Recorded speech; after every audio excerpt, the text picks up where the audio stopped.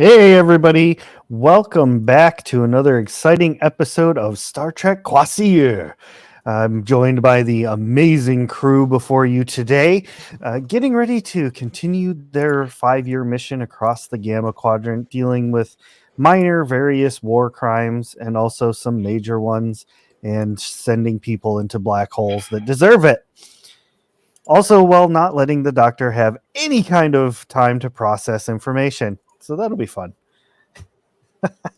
But thank you for joining us, and we are just going to dive right into the action.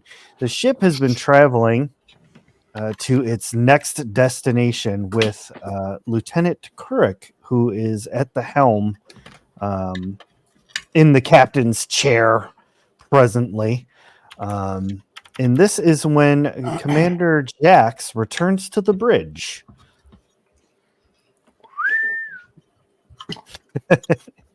Thank you. All right. Report. Well, Commander, things are looking up. We did have another encounter with the Sheev, as well as we'll call it final encounter with former First Officer Zek. I am pleased to report that the Genesis device has been disposed of.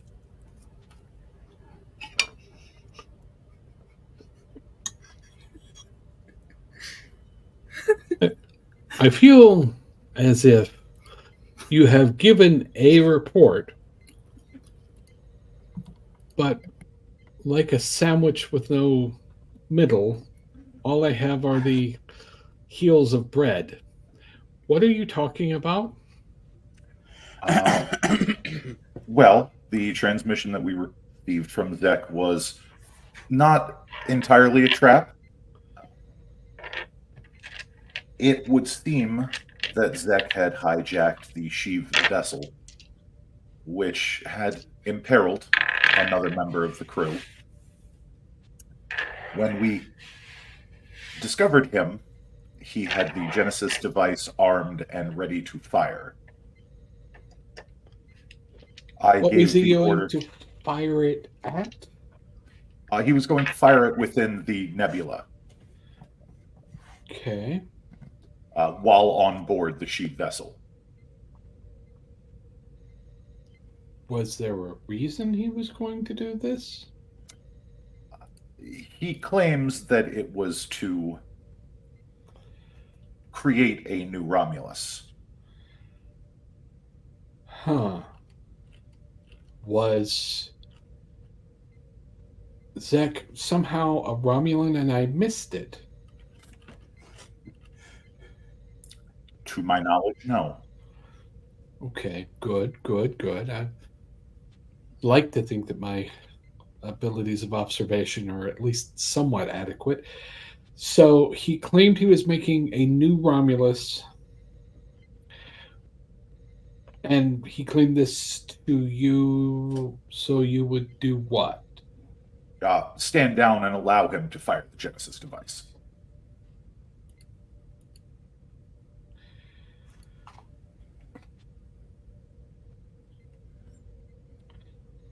I'm going to regret asking this. What exactly did you do?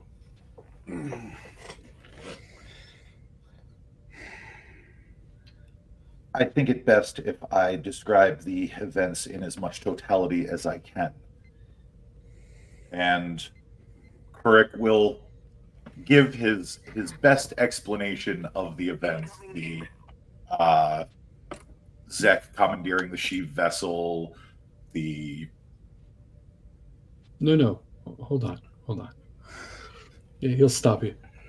I feel like the captain should hear this too. Were any other senior officers involved in this? technically Chief Medical Officer K4 and Chief Engineering Officer Davin were involved. It was actually Zek's actions that directly imperiled Cheng. But thankfully, with a bit of quick thinking on Dr. K4's part, we were able to avoid that disaster. So, am I to understand that Dr. K4 was intimately involved with the decision-making process here? No. Dr. K4 was intimately involved in the solution. I take full responsibility for the orders that were given. Okay. I think we need to go to the ready room. And maybe we should call the other officers involved.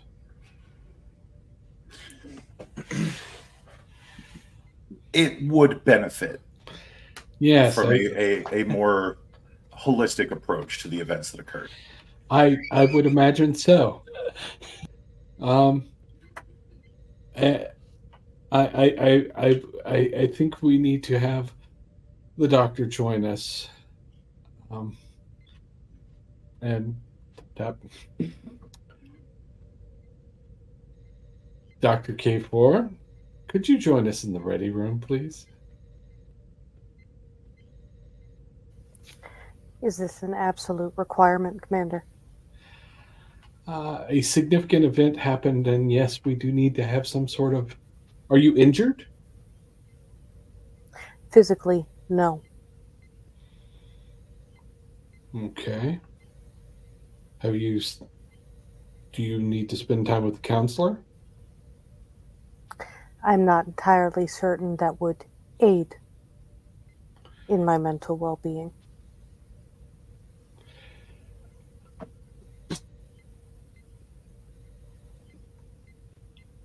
So, are you capable of coming to a briefing? If you're not, we should definitely see about having you talk to a counselor. Yes, I am capable in attending a debriefing. I would appreciate it. If you're not feeling up to it, it's okay to say, I'm not feeling up to it. There may be a couple of shifts that will be missed after the debriefing. That's fair. If you need to take time to recover, that is... We would rather you be in good mental and emotional health while doing your job as a general rule. And frankly, I value you as a member of the crew. So you take the time you need. But it sounds like we have an incident involves breaching the temporal prime directive and the death of a former member of the crew. So we probably should be doing this by the numbers.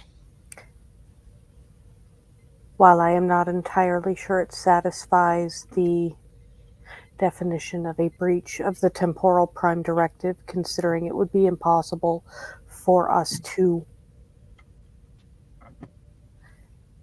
endanger the future in that way, I will. The ready room, sir? Yes, Doctor. Thank you.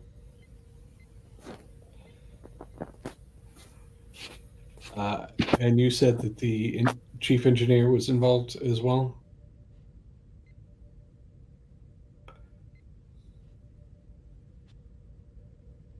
That is correct. I see. Well, then we should definitely call Lieutenant Commander Davin up from engineering, and he'll do the communicator. Lieutenant Commander Davin. Oh, good to hear your voice, Commander. It's good to hear yours as well. Could you join us in the ready room? We're going to be talking about recent events. Oh, I'd love to. I'll be right up. I appreciate that. And I assume Junior Lieutenant Amathi was also intimately involved in these events. Lieutenant Amathi was on the bridge during the events and was exceedingly helpful in performing necessary calculations. Oh, good. Is the lieutenant on the bridge currently, or do I need to call him from his quarters?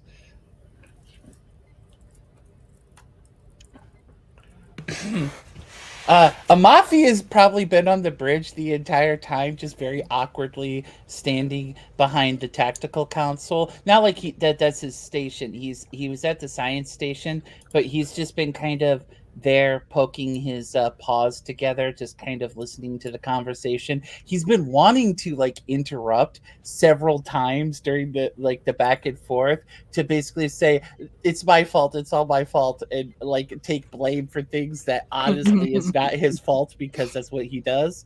But yeah, he's like, I'm right here, Commander Jax.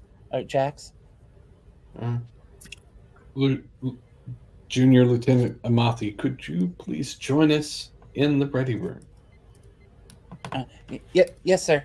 And then he will immediately make his way over to the ready room. If like nobody's in there, he'll be the first one to just go inside before anybody gets there. This poor kitten. Yes, and he will send a message to the captain that we may need her presence at earliest convenience. Fair enough. You all head in to the ready room, and for whatever reason, that ensign is in there cleaning. Like it isn't even scheduled for a cleaning, but he's just dusting away, humming to himself, just loving his job. Oh, it's a Boimler. Gotcha. Pretty much. Hi, Boimler. He spins around and comes to attention for all of you. Lieutenant, can we have the room, please? Yep. Yes, sir. Yes. I'll be back. And he like speed walks out.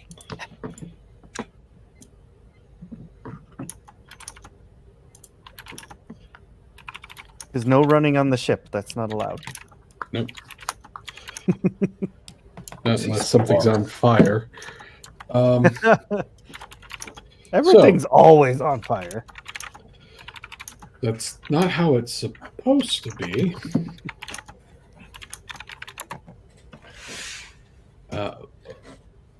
Lieutenant Sulak, have you actually filed your reports yet?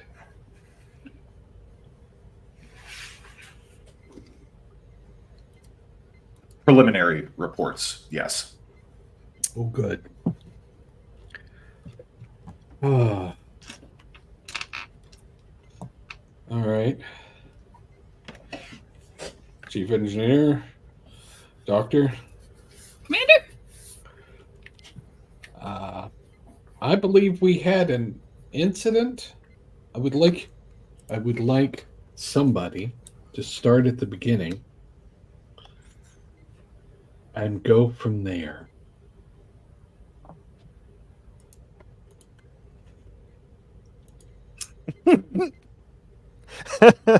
Like all three nose goes. Well, and Davin will pull out a pad because she has already finished one of her preliminary reports, at which point she went point by point because that's how I would do it. So that's how Davin's going to do it. And she goes, basically, so we were waiting at the point for the ship to appear. And basically we detected it, but we didn't want it to come through. So someone else tell me why it ended up transporting me and the doc over. That part I was a little fuzzy on. Also, Yes. it's been 4 weeks, and Nick. That was because there was something, which we later found out was Zek's meddling that was causing what could best be described as penetrate. What could best be described as colony collapse in the sheave, which was threatening the life of our chief engineer. So you beamed over your chief engineer to the source of the problem? Given Commander Davin's intimate knowledge in the sheave technologies and Dr. K4's own experience, Sure. we felt it was the best course of action at the time. Okay. Also, it prevented their ship from coming into our temporal reality. So, Well, that's good. Doctor, what did you think of this course? Were you in favor? It seemed the more appropriate action considering the nature of the infection and the visible effects on the chief engineer. plus, it was killing an entire people's.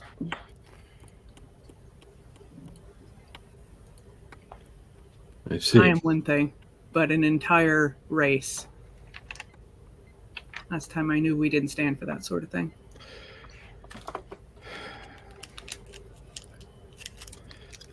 That is a complicated issue. We have stood by and watched entire races die from diseases because of the Prime Directive. And the Temporal Prime Directive prevents us from interfering in any timeline outside of our current one. Considering it was already contaminated by a member of our timeline. I'm not putting you on trial. I'm merely defending the actions of the crew and the orders that I gave. All right. These are questions that may be asked by Starfleet Command, which is why I'm bringing them up. And I do appreciate it. When we got over to the ship, which we brought like 3 Earth gallons. I don't know how that masses into Starfleet metric, but Nick doesn't, but I'm sure Davin does. As her theory that we could potentially see if that might have an effect on the condition. We discovered that our former first officer had done something to their queen, basically taking her stuff. Doc has the technical terms on that one. There's a lot of like C docs notes in mine, just because I'm not entirely sure. Well, I do and I don't. It's very weird, but that's not related. So we discovered that Zach had gotten himself infected, which was killing the queen and thus killing everything, all of them. Also, when I encountered Zach, he had the Genesis device put together, armed, and his button was on the trigger.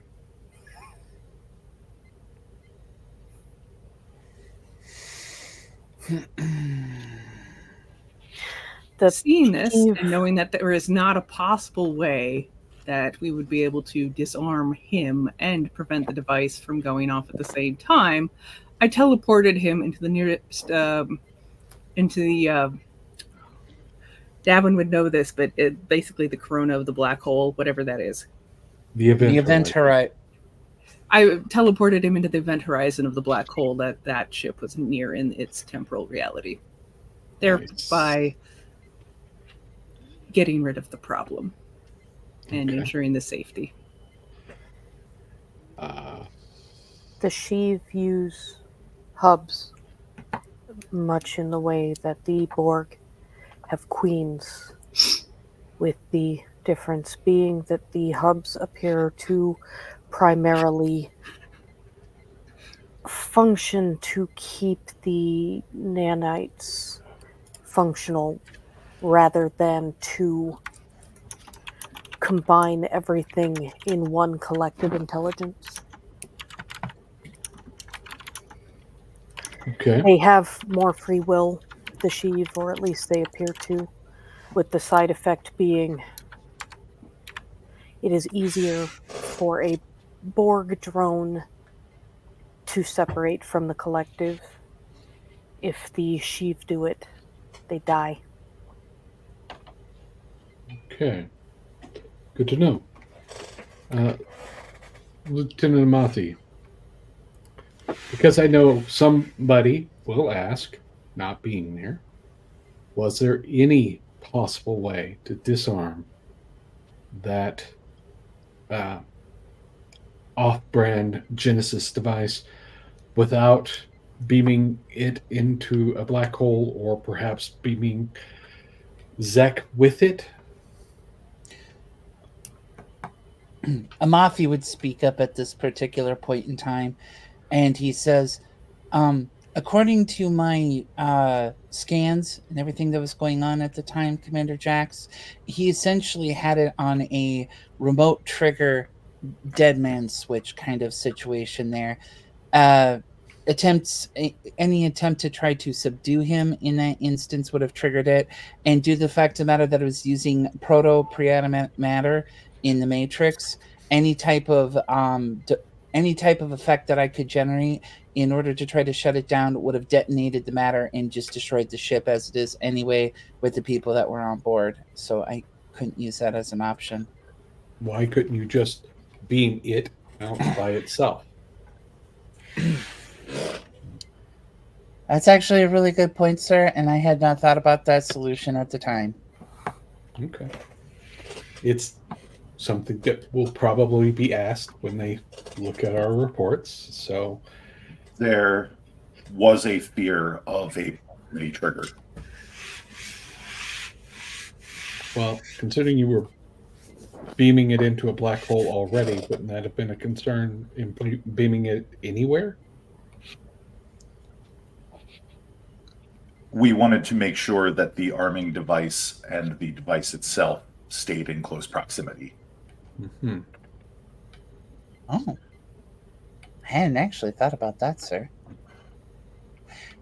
I'll have to admit, it was kind of a, if I'm allowed to speak freely, sir, on this one.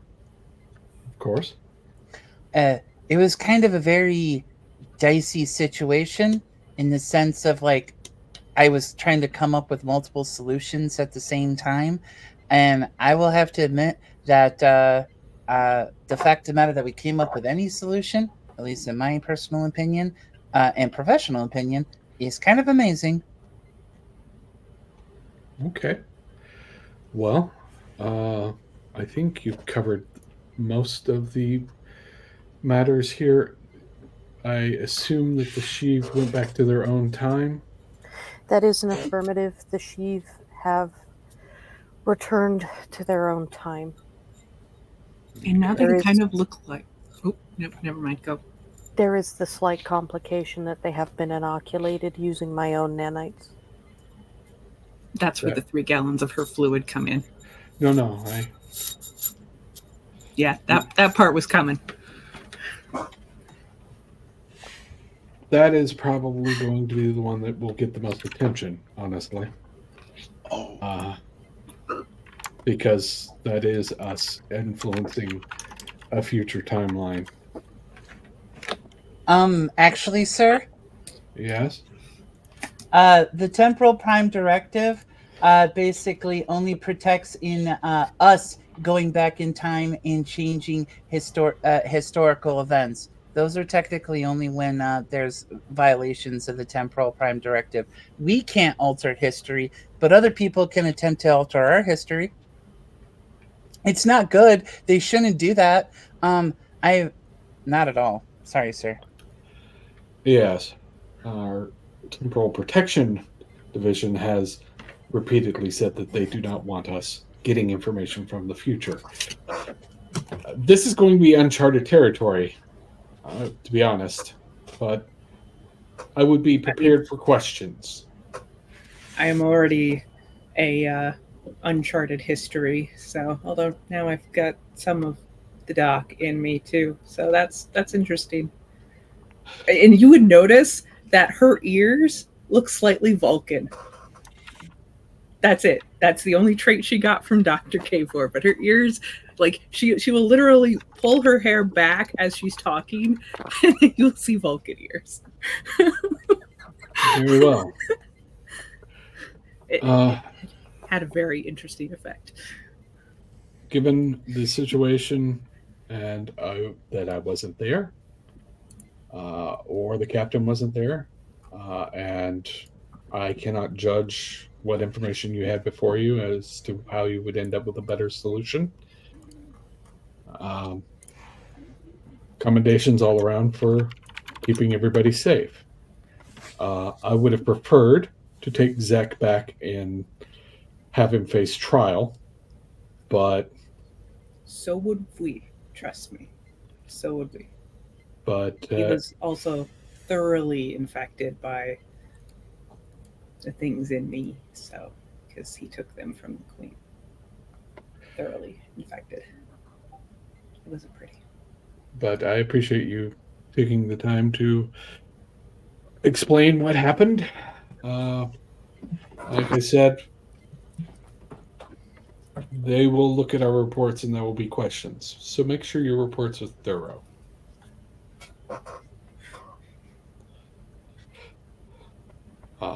So that they have less reason to ask questions.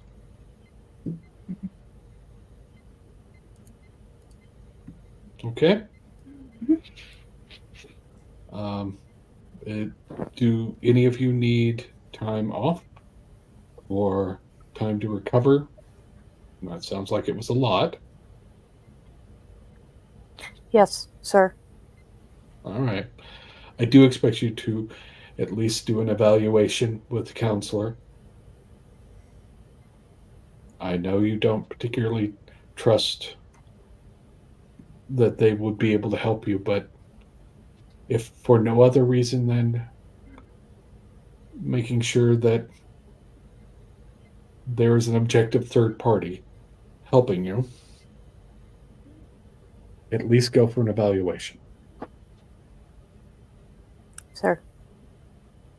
Very good.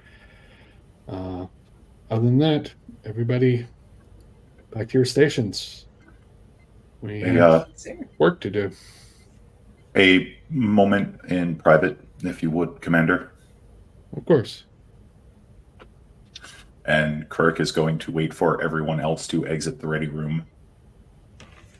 Happily. Happily.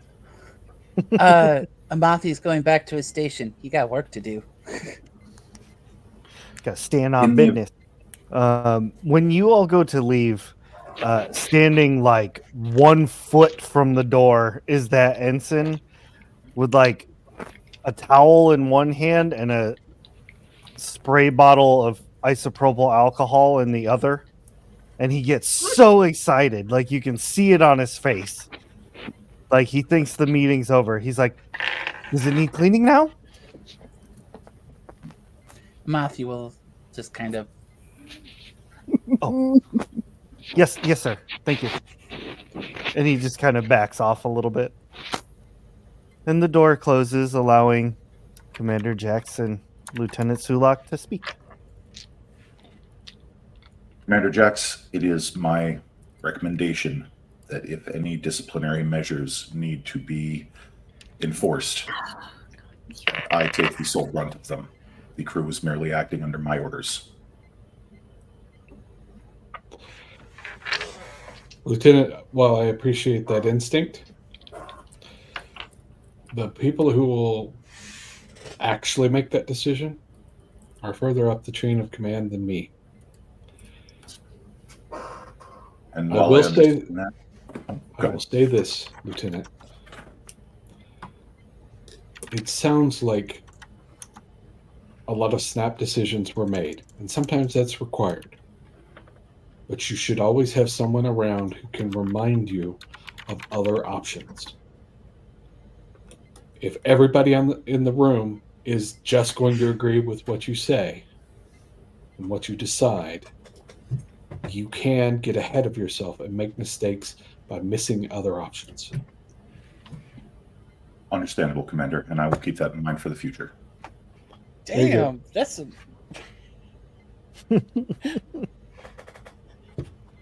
That is first officer wisdom right there.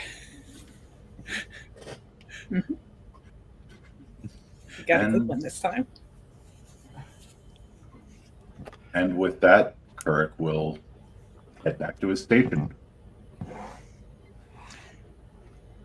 Amathi is very happy that Sulak is returning back to tactical because because science and tactical are right next to each other, and he was missing his buddy. Yeah, and Galen will take a moment or two before he comes out just to let out the biggest sigh. The sigh heard across the quadrant. And then he will go back out and direct everyone. He'll get on the bridge. All right, let's proceed onto our first actual stop. Finally. Onward. All right. The ship travels for quite a while longer. Let's say perhaps almost to the end of the normal alpha shift. When you reach your destination, this is a completely new solar system. It is uncharted, unscanned. Nobody's been here before in terms of Starfleet. So there is nothing in the database about this area. Has it even shown up on long-range scans before? It does not appear so, no. Now we're in true uncharted space. Very well. Let's scan the system, Lieutenant Amathi. Yes, sir. Amathi will be sitting at his console at science, and he will bring up the full broad spectrum of sensor suites that the Kvasir has, and he's like, and at first he's like, okay, what doom am I going to try to prevent today? And he's like, oh wait, I don't have to prevent doom today. I get to do my job. Yay! And then he just gets really, really happy as he starts scanning the system for normal stuff. He's like, I'm gonna find asteroids and moons. We're gonna find life here, maybe microbes, all that good stuff. He is talking out loud, by the way. The kitten gets to do science, and the kitten is happy. I feel like we just witnessed the tiny life forms, but in Amathi. Yeah, pretty much. That's awesome. Oh, Does anybody? Is there anything that you want me to roll in this instance here, there, boss?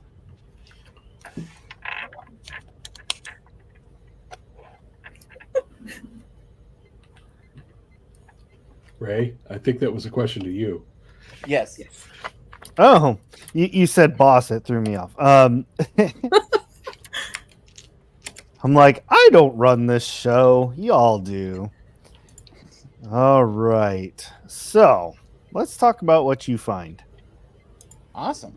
with your little kitty mittens.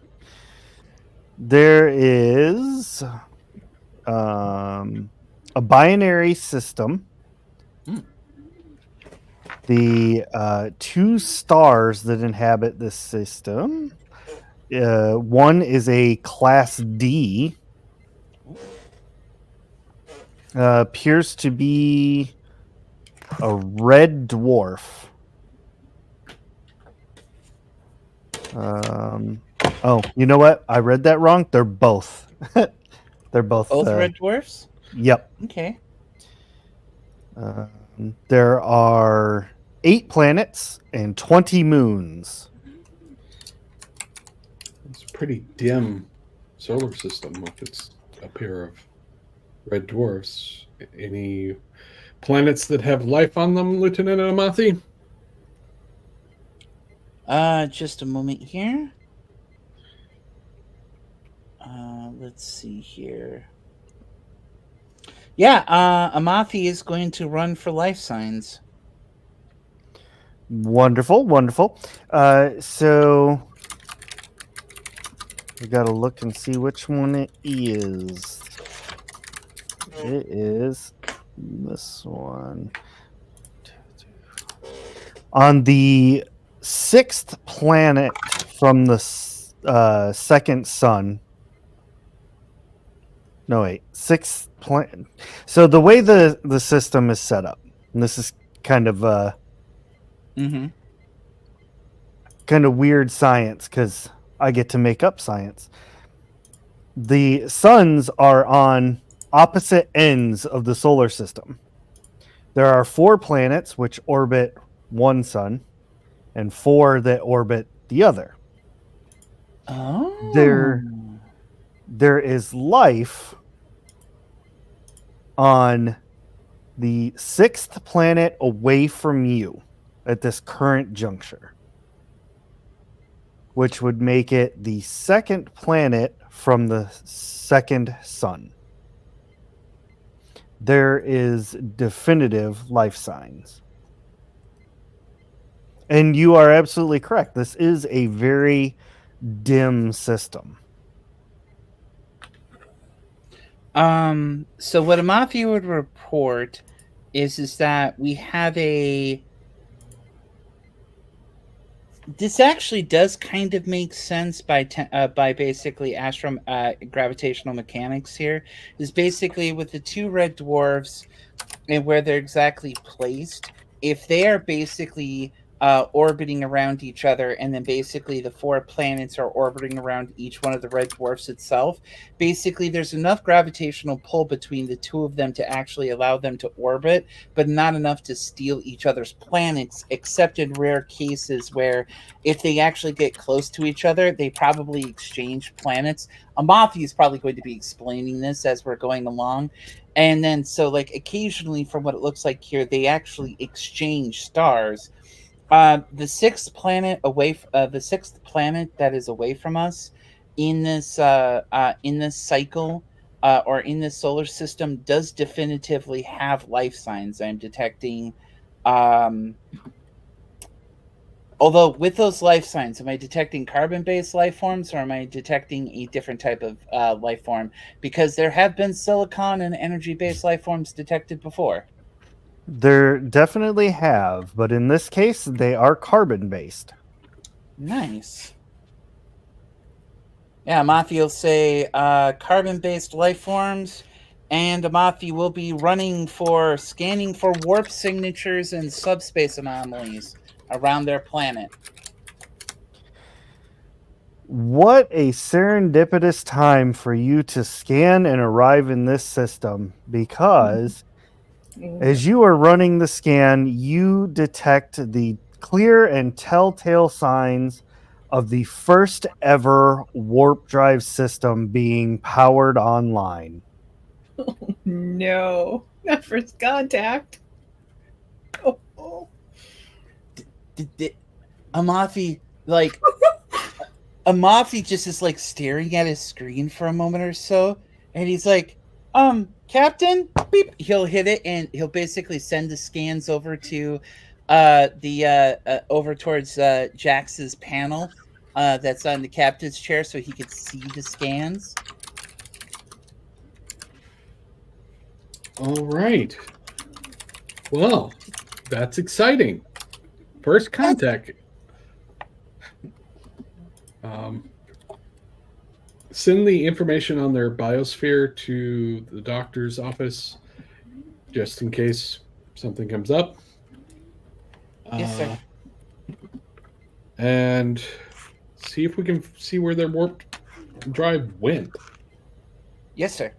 Amafi will start doing basically space time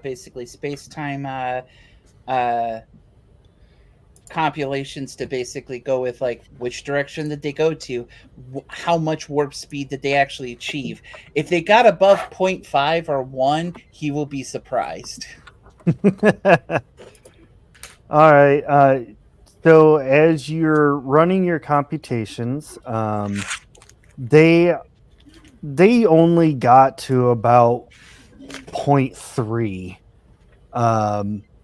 It was pretty much a straight line off of their world. They're just doing the best that they can. And while Amafi you're is doing proud of them. while you're doing this and monitoring their progress and everything, you see that the warp signature suddenly diminishes. Like it stopped. Like, Sorry. Yes, like it stopped. Yep. okay. It abruptly went offline. Oh. I will actually ask the communications officer, which we don't have a player playing them, but ask the communications officer. Can you pick up signals coming from that world? Radio signals? Anything? Right away, sir. Let me see what I can get here.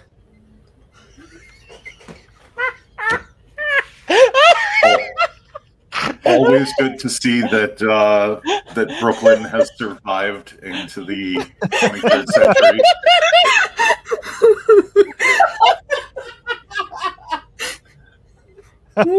I just love seeing Jackson's face when stuff like this happens. So do all of us. All of us do this, and all of us enjoy it. Sir, I'm definitely detecting radio signatures, but I can't make out what they're saying. It's not a language. It's not a language. No, sir. Would you like me to put it on so you can hear it? Certainly. He puts it over the comms and in just the bridge. Doesn't want the whole ship to hear. And basically, what you're hearing is like squawks and like kind of chittering noises and like the occasional high-pitched screech. Let me pull up a character sheet real quick. Yeah. So if anybody could do a insight and medicine that is hearing this. Or actually, I'm sorry, insight and science. Yeah, Amafi's on it. It's actually a really good roll for him. Go, Space Kitten, go! The space kitten. Also, I will use my walking encyclopedia talent so that I can take basically xenolinguistics as a focus for this session. No. And I am going to lend a hand with my collaboration talent. Uh-huh. That's enough of talents. What's the collaboration talent do again? Give me 1 second whilst I pull that up because I don't actually have that up. Fair.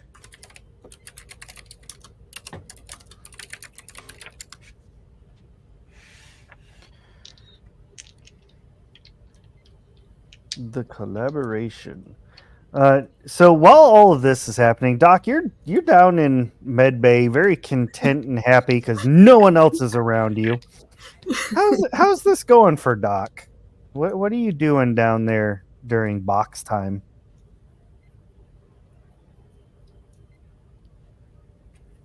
No one's in cycle for box time? You're all alone down there. You're in your own. It's not quite a footlocker like a Borg would be used to, but this is quite. I mean, it's your own. She's in her office. Yeah, you're in your office. There's like 6 radios playing at once Okay. with various music from various places. At least one of them is Klingon opera. Excellent. Fine choice. Love it. And he's, assisting on some of the medical, staring at the shite Amath he found just to make sure there's nothing poisonous. Damn it, Fennec. God damn it, Fennec.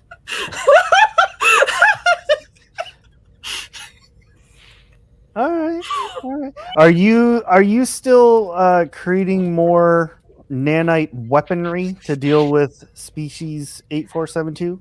Well, so I kind of used all of the stockpiled stuff, but she still has just about a pint of war crime. as in the nanites have already been modified. Yeah. They come in pints. Well, the only reason she was drawing so much is because there's a bit of shrinkage. That's fair. Shrinkage when you're modifying that you gotta kind of.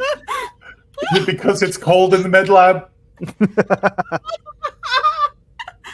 Oh. That's my excuse. I'm sticking to it. Yeah, I mean, you've got some left. Yeah, that point. All right.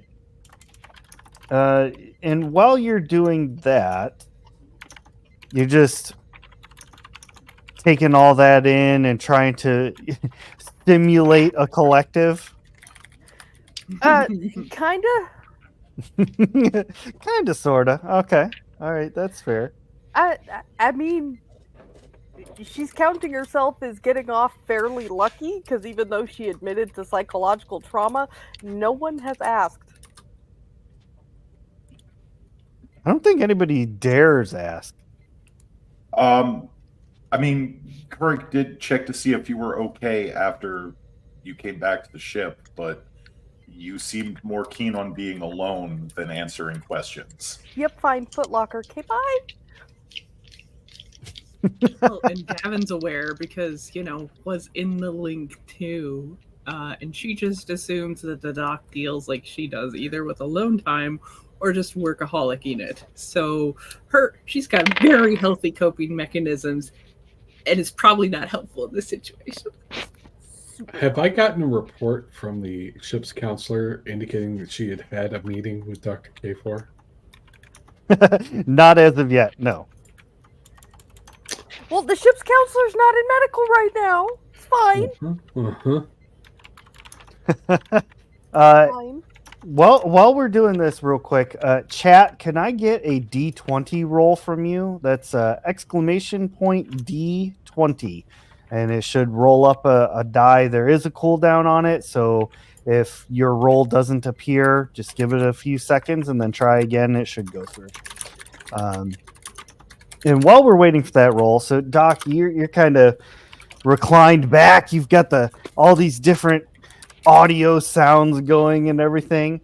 And there we go. Perfect. Thank you, Fennec Wolfchild. And while you're taking all this in and you're like, oh yeah, that's the stuff. Devin, you are clear across the ship in engineering, and suddenly you kind of get this sensory blast of all that noise coming from the med lab for only a few seconds, and then it goes away. Davin will yelp and basically just be like, Davin to K4?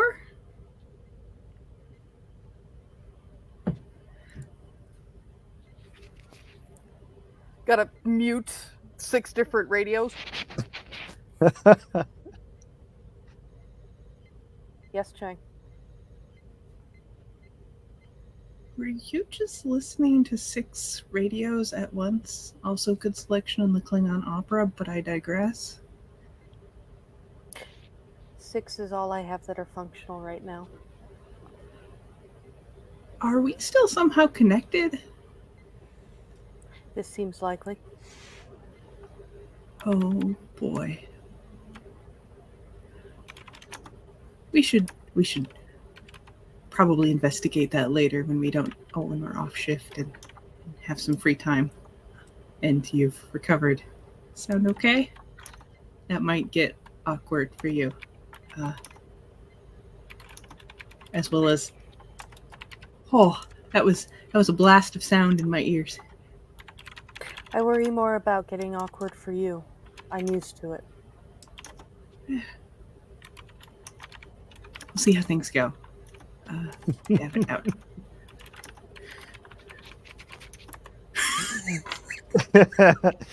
Turns them all back on, goes back. Oh goodness. Amathi, what'd you roll? I got a 6 and an 8, and with my walking encyclopedia talent, basically giving me a temporary focus for this particular session, I will have a total of 4 successes on my rolls. Beautiful. So that means we're gonna reset everything, and you all have 3 momentum. So with all of these fantastical rolls and things and succeeding in your check, you realize that it is a language of sorts. However, it is the language of the great horned owl.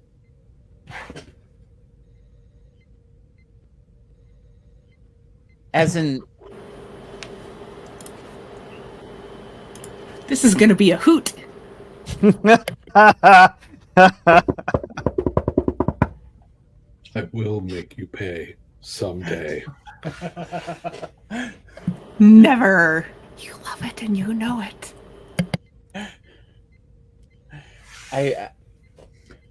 Okay, so I will report to the to Commander Jax. Commander Jax, I'm fairly certain that whatever this species is, and these like what we're hearing here is basically owl screeches or the equivalent thereof. You know those weird birds on Earth, the ones that can kind of like turn their heads all the way back, and they basically have like satellite dishes for like faces, so it channels in sound into their ears, and their ears are really fucking creepy and stuff like that. And they're birds. They're birds, sir. Yeah. So they sound like a non-sentient, slightly dim, predatory animal that hunts things by night. Yes, sir. Okay. Good to know. Can we get the universal translator to work on this in some manner? Yes. Basically, this is what I will do with the communications officer. Amavi will go over and basically bring the communication officer over to science, because this is what they should be good at, and Amafi can help them. Basically, I would surmise that over the years that Earth has basically been studying owl-like creatures, and any other planet that has had owl-like birds and whatnot have studied the various hoots, screeches, and clicking patterns that they make with their beaks. That even though they don't have a true language, they have a rudimentary form of actual communication, like this particular squawk means danger, or I'm hungry, or different things of that nature, something that's very generic. And basically what Amafi wants to do with the communications officer is take all of that past knowledge that's most likely stored in our database of the computers, compare it to what we're currently hearing right now over the communications, and run an algorithm with Universal Translator to basically sandwich them together to make a rudimentary form of a translation of the language. Hi, I'm really smart.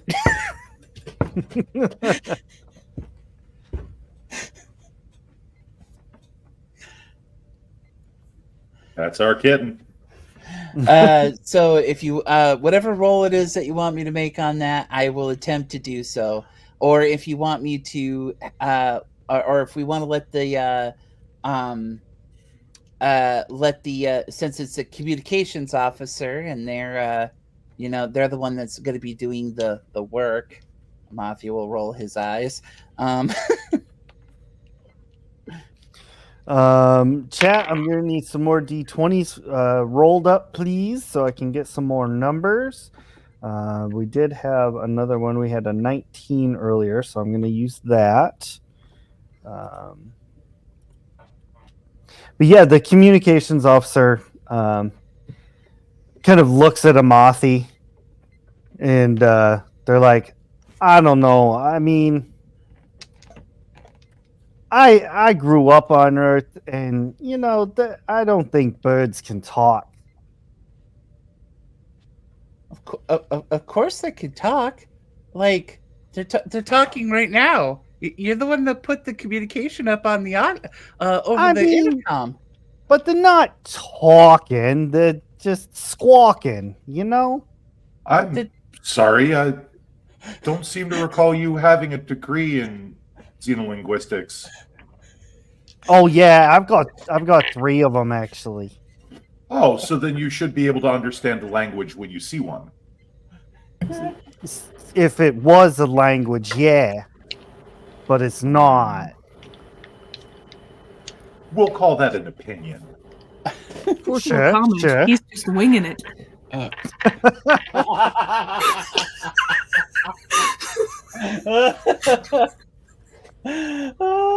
Sorry.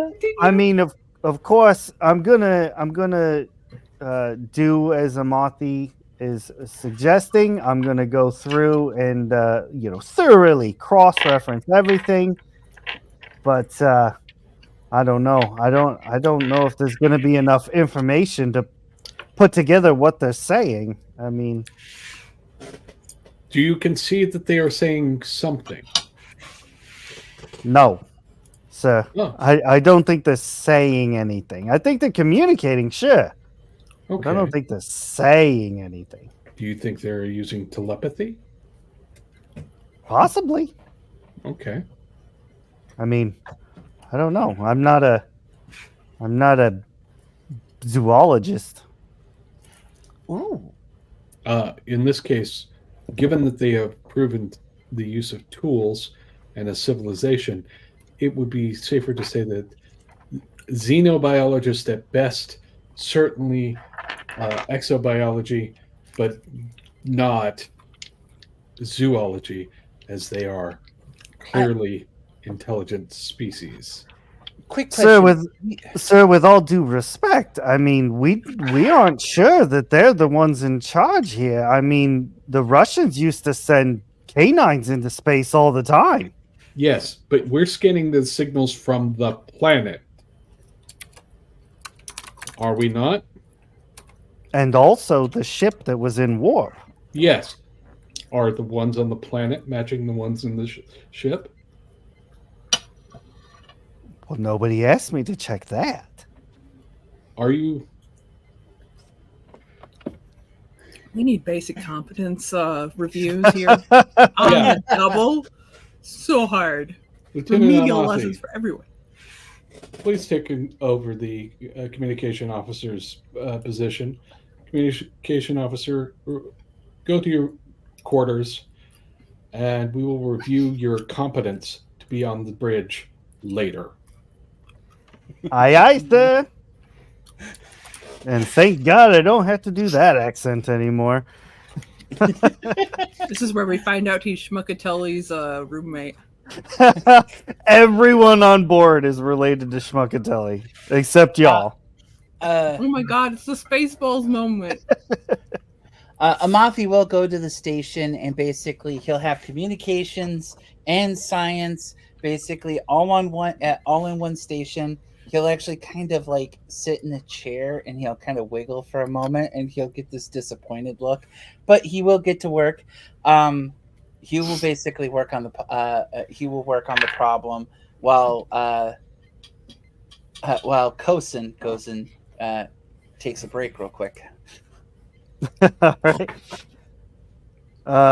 So for everyone else's information that is on the bridge, as Amathi is doing reviews and cross-checkings, the signal coming from the planet to the ship is in fact the same language.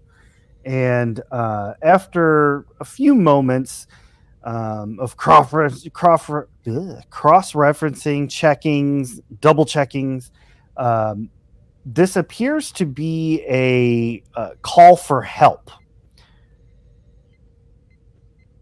It would be the particular screech that an owl would use when they were in danger.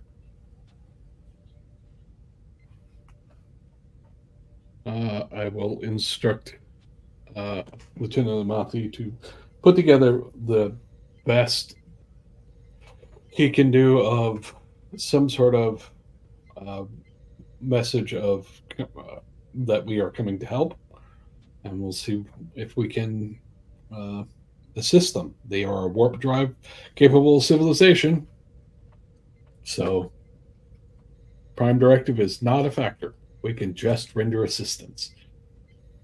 Yay! All right. Helm kind of turns around and should I lay in a course, sir? How fast would you like to get there? What should we do? I mean, they're still in system, yes? Yes, sir. Okay. Lay in a course, full impulse, and we'll try and render assistance as best we can. Lieutenant Sulak, I doubt we'll need it, but be ready to raise shields if there's something that requires it. Aye, Commander. More of a suggestion than a directive. No, it is not. Tell that to every Star Trek that's ever existed. Yes, All Francisco, right. it's the prime suggestion. You mean Captain War Crimes? Lieutenant Amati, if you can route the sensor feed to Lieutenant Commander Davin so that she can begin assessment of what's wrong with their ship. And if we can get life signs off the ship, route them to Dr. K4's office. I'm sure she can assign it to one of her subordinates. But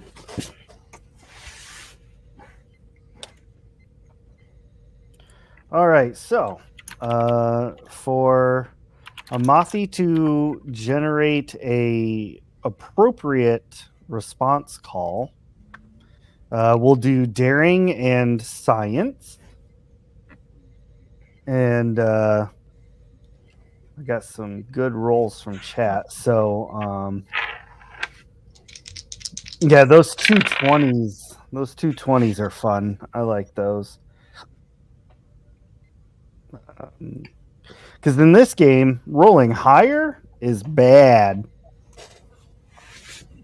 All right, so the ship is at full impulse. It is heading towards the disabled ship. Amathi is sending out a, hey, we're not here to eat you. Like, everything's cool. Now, is Amathi sending this in his own voice, but modulated to sound like the screeching, or are you using the database of already collected sounds to try and piece this together? Amathi would actually, just in case, be using the collection of modulated voice, basically the collection of voices and everything as such, in order to generate a call and response rather than use his own voice, because Amavi is acutely aware of the fact that tone and so many other different things can be different and interpreted, and depending on how complex the language of this particular planet is, he could say something very nasally in their language and completely like offend everybody down to like their the last ancestor of their bloodline, and then next thing you know, there's a holy war going on. So Mafti is going to proceed with discretion in this manner. All right, beautiful. So Amathi's using Google Translate to send a response. You all get within range of this ship. You're still far enough away that you're kind of like hidden in the shadows, as it were. And basically, you see almost a similar setup to Earth's first warp test. It's basically a container with an engine strapped to it. I mean, whatever gets you going. Classic design. Davin's already taking notes from the sensors. She loves primitive warp design because everyone just does it just slightly differently. It's really cool. She might be a wee bit hyperfixated on warp drives, though. That's fair. That's fair. It does have very sleek and rounded edges, though. It's aerodynamic. Yeah, it's very, very smooth. No, birds of a feather flock together. All right. Amathi, you send the signal and immediately get a response of that danger call, like on repeat.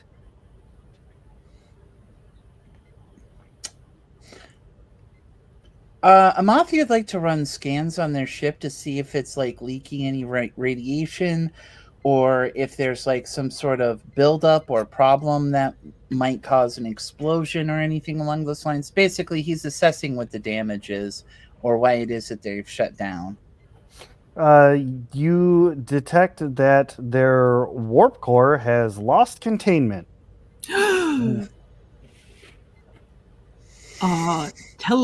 Transport them out of there now. Commander Jax, their warp core has lost containment. I mean, it's small, but it would still cause a massive explosion. It'll kill them all. All right. Transporter bay, lock on any life forms you can and beam them over as quickly as you can. Lieutenant Kuruk, the moment that you think that is going to go, shields up. Aye, aye, Commander. All right. Shields are at the ready. And Helm, stay at a safe distance. It's close enough to transport people out, but no closer. Aye, sir. Yellow alert, Commander. Yellow alert. All right. They transport everybody over, or they transport the burbs, as it was said in chat, the burbs over, And the transporter officer chirps up to Commander Jax. Sir? We might have an issue here. These guys are huge. All right. Are any of them injured? It doesn't appear so. They just seem very, very confused, and I'll be right down. Lieutenant Amathi, if you will come with. Yes, sir. And Amathi will stand up from his station, summon over one of the other junior grades to basically take his station, and then head off. Lieutenant Sulak, you have the bridge. Send some of your security to the same floor as the transporter bay, just in case. Hi, Commander. Security Team Alpha to transporter room. Roger, sir. Davin will take over scanning the ship, seeing if there's like how bad their containment leak is, so we can maybe get like a countdown or a better time on when it's blow, or if there's a chance of actually like doing something to keep it from blowing. So Okay. I would need a daring engineering roll. I would love to do that.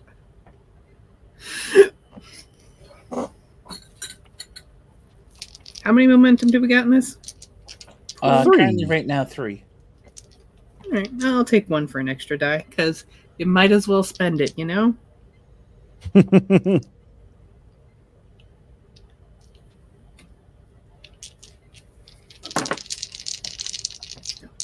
is loud.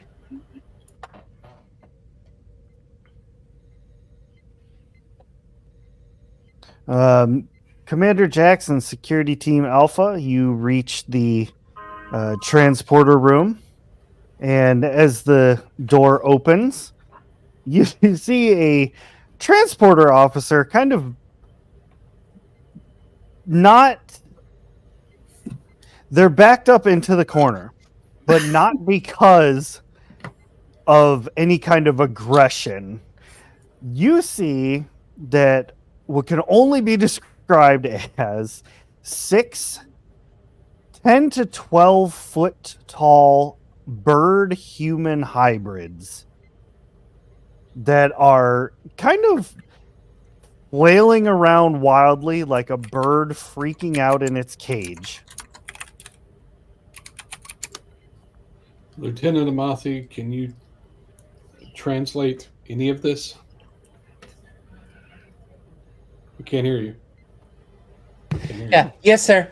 Give me just a second here. He'll kind of pad up, and he'll adjust, and he'll basically hit his comm badge to basically link with the communication network on there, and pray to God that his that the algorithm has run enough to start the translation process for the universal translator. So the universal translator does not provide like a actual verbiage of what they're saying, but it's danger, but there's also another slightly different sound in there, which is translating to scared. So it's basically danger, scared, danger, scared. Okay. I will look to Commander Jax. They think that they're in danger and they're scared, sir. Okay. Well, let's see what we can do to help with that. Okay. Do you mind if I try, sir? By all means, Lieutenant Amathi. Amafi is going to be like, okay, so he will approach them all very carefully, and he's going to go, whoo, whoo, whoo. basically making hooting sounds, but basically like being very calm about it as he's approaching the giant creatures. the one that is at the forefront, not necessarily the leader, but is the closest one that you're approaching. Kind of quits freaking out for a second and looks down at this tiny little cat person hooing at them, and immediately emits a shriek, which the universal translator turns into food. Then many of the other crew begin spinning around, and you hear snack, food, snack, hungry, snack, food, hungry. Commander Jax, they think I'm food. They think I'm food. They all, in predatory owl-like fashion, lower their heads down, kind of get out well of up. there, Lieutenant Amathi. Do not run. Back out. Yeah, facing Amathi's them. just. Yep, Mafi's going to basically go backwards very, very carefully, and he's just like, and he's gonna smile. And Jax will step forward between him and Amathi. You see, they've got their giant owl eyes kind of like fixated on Amathi. The pupils are all big, like super excited. Okay. He's going to take out his phaser, set it to basically just do a light show. It's not doing any damage, it's just going to generate light. Okay. Bright light. And then he's going to if they make any move towards Amathi, he will fire it. When you get between them, they stop approaching, but they're still like, and they've kind of quieted down to where they're just kind of like hungry, food, snack, food, hungry. Use the universal translator, Lieutenant Amathi, and try and use it to tell them that you're not food. Don't try and do it with your own voice. Yes, sir. At this point, then Amathi will pull out his tricorder and basically type in, like basically, I'm not food, and then basically,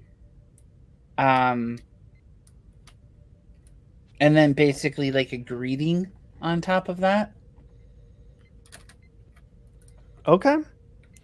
Let's this is gonna be fun.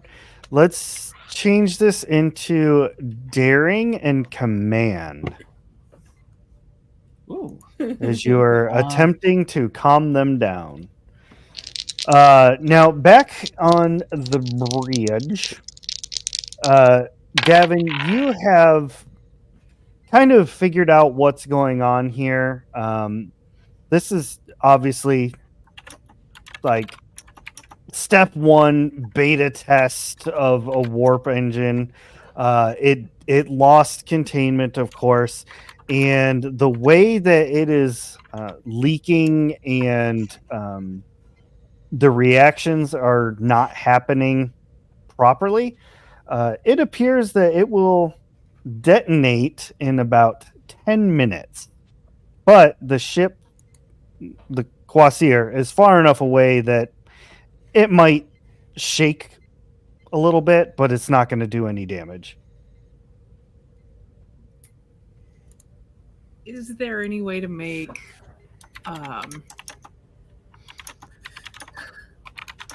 like, is there any way to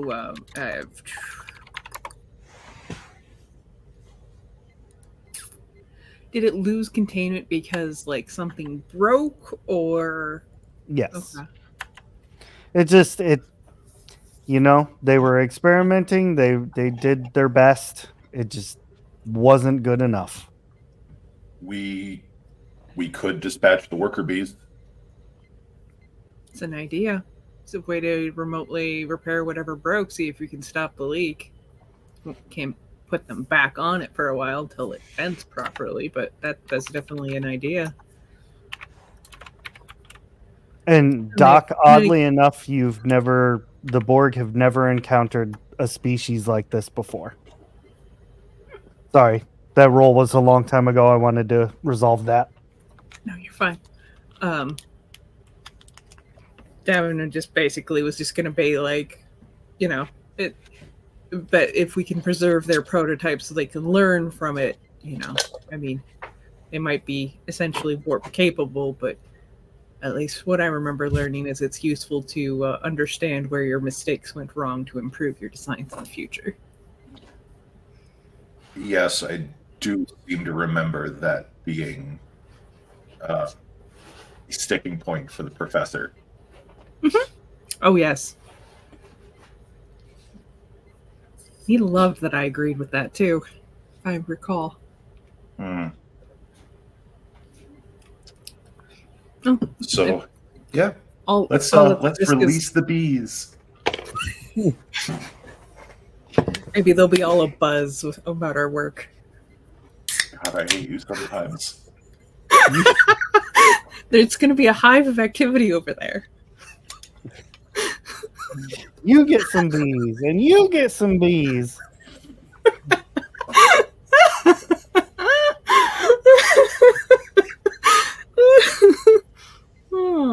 All right. So the worker bees are autonomous, yes? Semi-autonomous?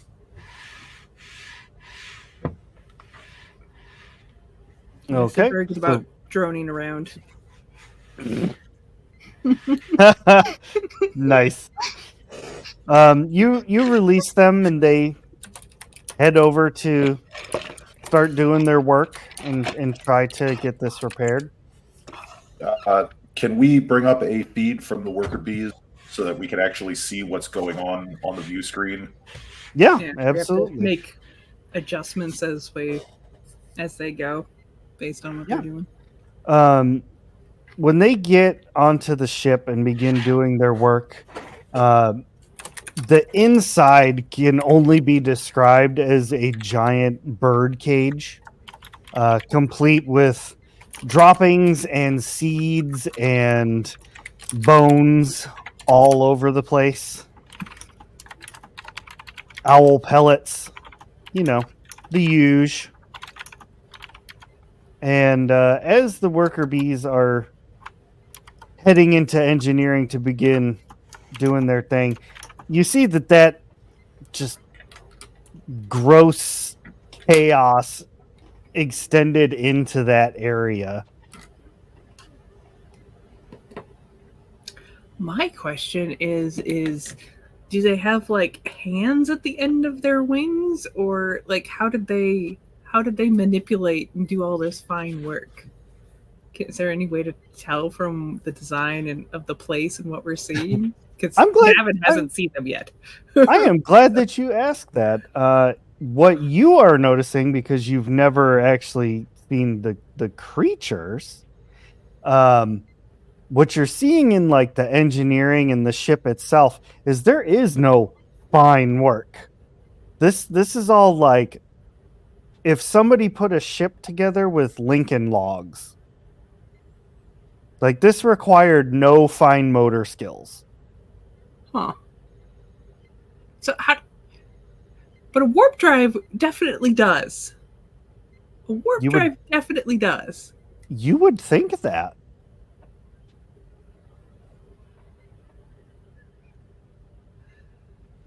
If it's not going to severely impact the repair effort, she's going to basically take command, basically kind of direct one of the worker bees to just do this just deep scan and visual like analysis of the warp core, does this look like something that crashed on their planet and they kind of like slapped it into a ship?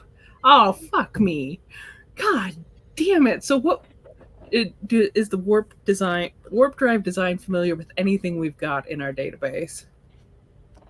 After a few very quick scans, this is very clearly a Klingon warp engine. Oh God. Beep. Commander Jax. Davin to Commander Jax. A little busy, Lieutenant Commander. What can I help you with? As he's staring down a 12-foot tall avian predator. They didn't actually build this warp core. It looks like a Klingon. They slapped a Klingon one into this tin can of a ship. All right. Well, they still got it off the ground. They have to have understood at least some of the principles involved. Yeah, I just figured you'd want to know that this has now become a very complex situation. I'll continue. Yeah. The giant predatory birds that are looking at Amathi as a handy snack already made that very complicated. Maybe we should get close to their planet so we can just beam them back onto it, and then negotiate first contact later. That seems reasonable. Yes. Lieutenant Sulak, please take us to the planet as quickly as you can. The main one that is kind of doing most of the negotiations, we're going to call them, kind of looks down at Jax and like turns its head like way sideways and goes, Jax? Jax? Correct. Jax. Jax. And it kind of heaves for a second and spits out like a few of the interlocking plates that are on a Klingon's bandolier.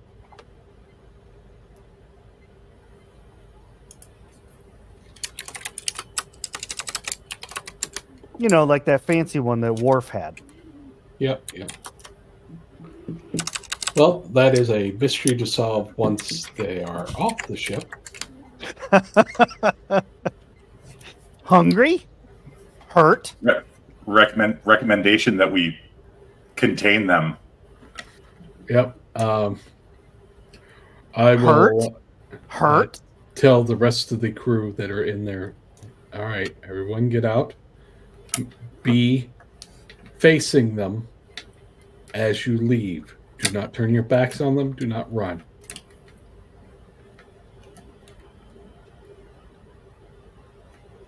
Does the crew comply? They do. All right. He will back up to the entrance. Lieutenant Sulak, throw up a security field over the entrance to the transporter bay. As soon as we are within range of the planet, beam them to the planet. Aye, sir. Level 10 containment field. While that's going on, Davin's basically scanning for either Klingon ship wreckage, either in the vicinity of the planet or trying to see if there's like a signature coming from a wreckage on the planet, you know, or something Klingon-esque.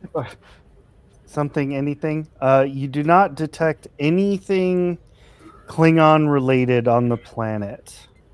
Okay. Awesome.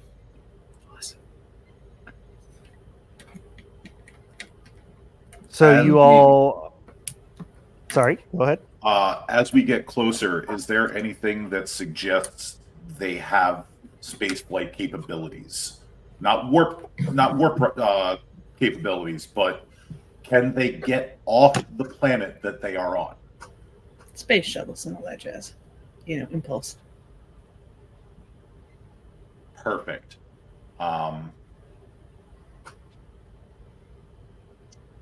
Recommendation, Commander Jax, that we scuttle their vessel once the passengers have been deposited back on their planet of origin. They did a fairly successful job of doing that themselves. We don't have to tractor it back.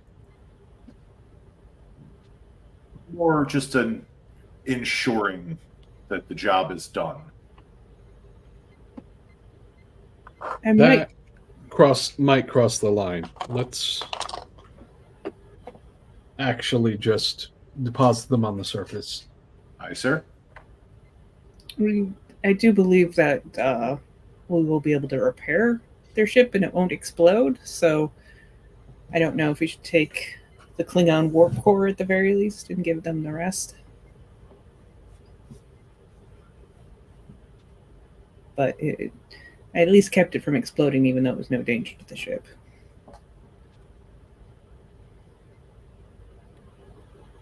All right.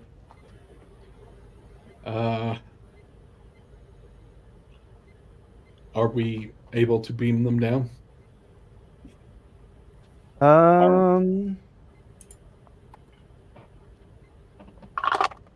Clickety clack, clickety clacks.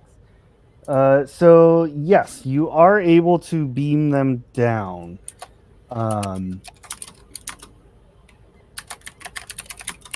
When you do so,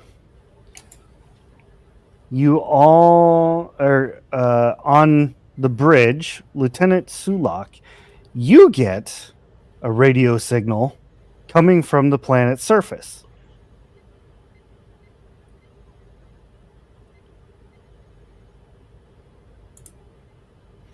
Yes. You hear the telltale gravelly voice come across saying, "Quapla, Starfleet." Of course, there's Klingons down there. Of course. And this is where we're going to end our episode for this evening. Thank you all very much for joining us. We had so much fun. Everybody in chat was just cracking us up, having a great time. Thank you to this crew for being absolutely amazing. And, part 1 of First Contact. We're going to see how this goes. So thank you all very much. And we'll see you next time on Star Trek Kvasir. Bye.